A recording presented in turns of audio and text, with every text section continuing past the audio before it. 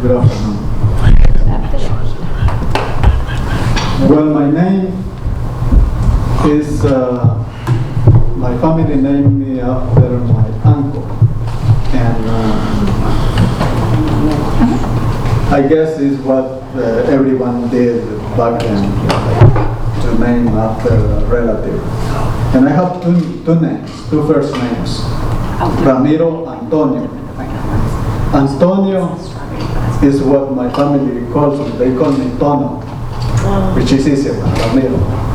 And so I have to get used to two names. But as I mentioned in the email, that the meaning of the names, I don't know if I really,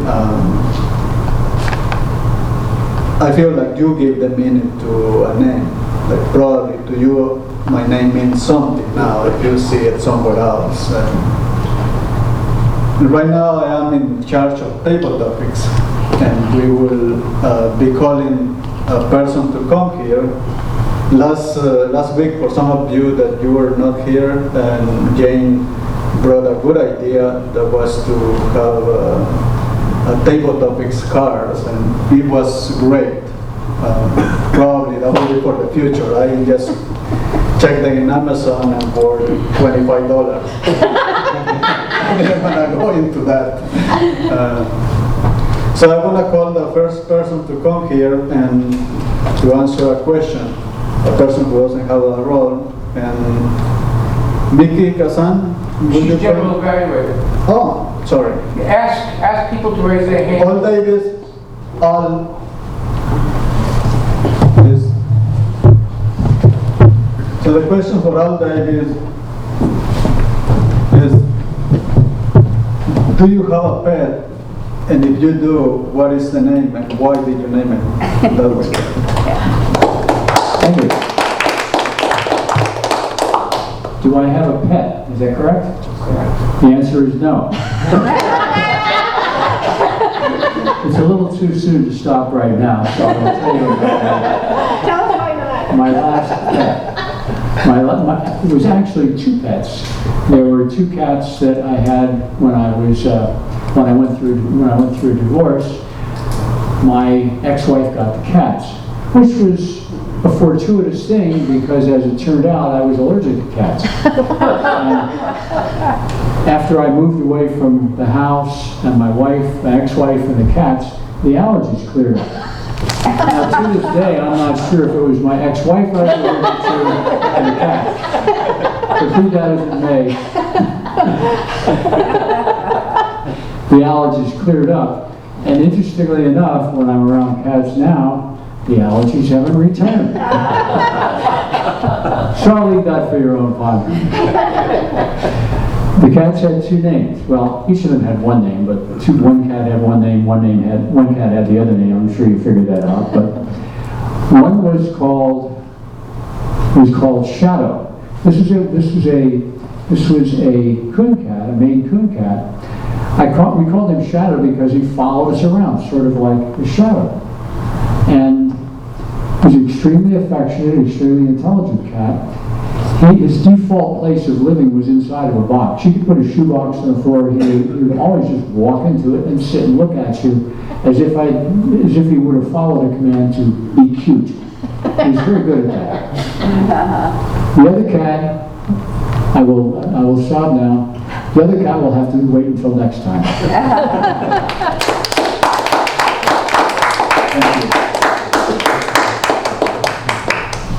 Thank you. Eckow. Welcome. Thank you. The question for Eckow is, when you think of freedom, can you think of a name of a person? When you think of freedom, the word freedom, do you think of a name of a person? A lot. Thank you so much for the question. When I think of freedom, I think of Nelson Mandela, because he's an icon that many of us look up to. He went through a lot. He was selfless. He was humble. He was in prison for 27 years. 27 years. he came back from prison and then shake hands with the people that sent him, and he made peace with everybody. He's someone that almost every leader that I know adores and then appreciates for his selflessness, especially his country people. And it's sad that great people like that, we get to lose them and we don't get to see them again. So if I think of freedom, who was the first person that came in mind? Nelson Mandela. And I love him. I appreciate it. Thank you.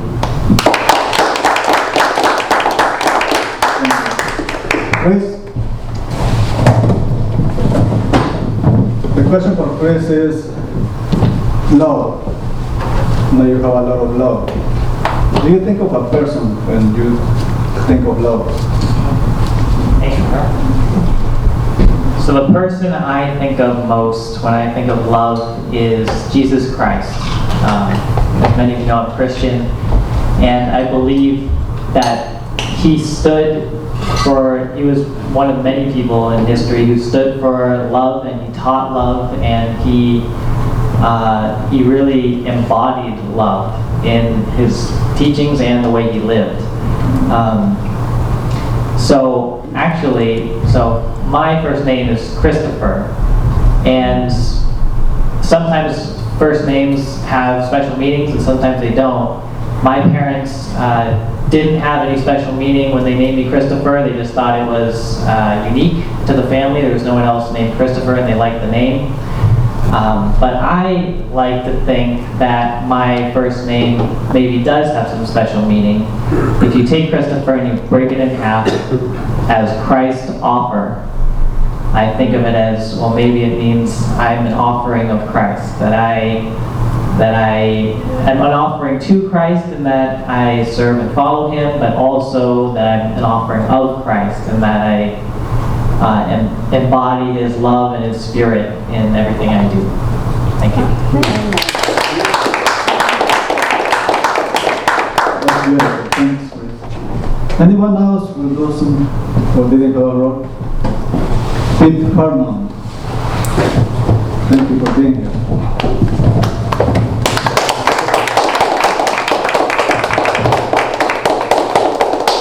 The question for Pete is around peace. Do you think of a person who can be an object when you think of peace?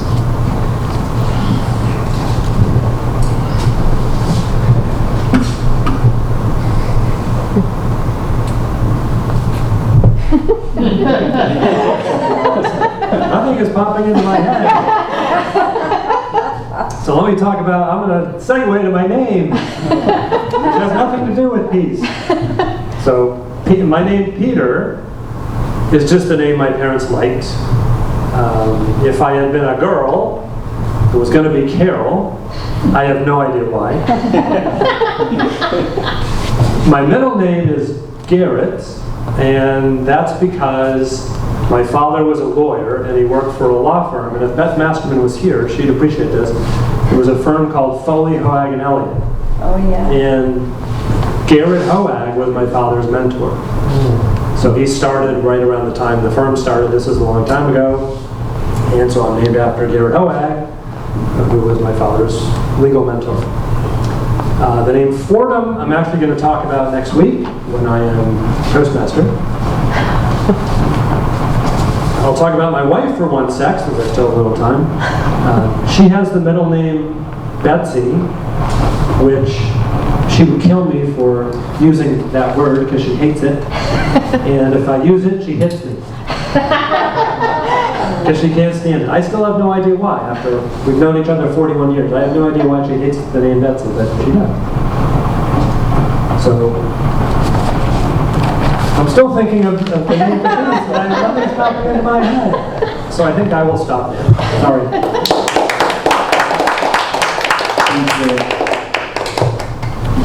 Do we have time for? Okay. Thank you.